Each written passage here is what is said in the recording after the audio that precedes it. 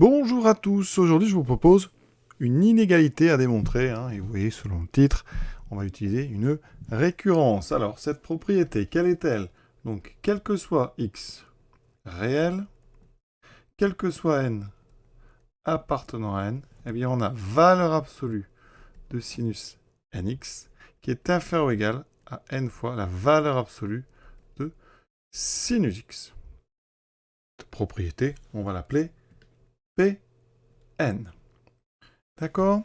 Alors, comment démontrer cela? Tout d'abord, on va partir sur une récurrence, donc on va regarder ce qui se passe donc au rang 0. Donc pour n, on va mettre ça, donc initialisation. Pour n égale 0, donc pour n égale 0, alors à gauche, on a valeur absolue de donc, sinus nx qui vaut donc valeur absolue de sinus 0, et ça pour tout x, et donc ça vaut 0. Et à droite, on a donc n fois sinus x qui est donc égal à 0. Ces deux choses-là, quel que soit x, donc réel. Donc conclusion, pour tout x appartenant à R, on a bien sinus 0x qui est inférieur ou égal à 0 fois sinus x. Donc c'est assez évident, mais je le détaille un petit peu. Alors on peut regarder, juste par curiosité, parfois ça peut aider. Pour n égale 1, effectivement, si on regarde, eh bien à gauche on a sinus x, et à droite on a une fois donc valeur absolue de sinus x. Donc on a aussi évidemment l'égalité. Donc la propriété P0 et P1 sont évidemment vraies. Donc supposez que pour un n quelconque, la valeur absolue de sinus nx est inférieure ou égale à n sinus x. Donc quel est l'objectif? Toujours savoir quel est le but à notre hérédité ici. Il faut donc montrer que sinus n plus 1 x en valeur absolue est plus petit que n plus 1 valeur absolue de sinus x. Donc ici, il va falloir passer d'un sinus n plus 1x à un sinus, donc ici, x ou nx. Alors là, on va avoir besoin des propriétés, en tout cas des formules de trigonométrie, et notamment sinus a plus b. Sinus a plus b, c'est sinus a cos b plus sinus b cos a.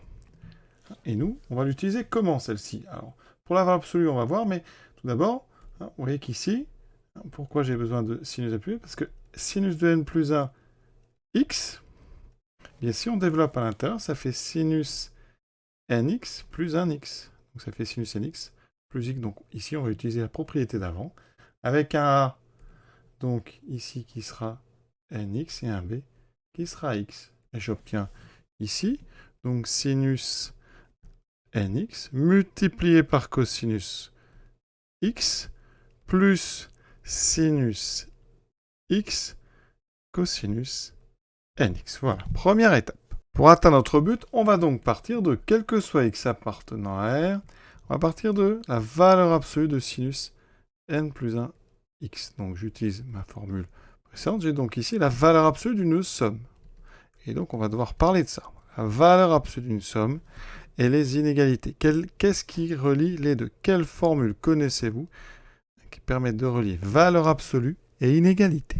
Bien, vous devez savoir que, quel que soit A et B réels, la valeur absolue de B est inférieure ou égale à la valeur absolue de A plus la valeur absolue de B. Ça, c'est très important. Et on va l'utiliser tout de suite ici, vous voyez?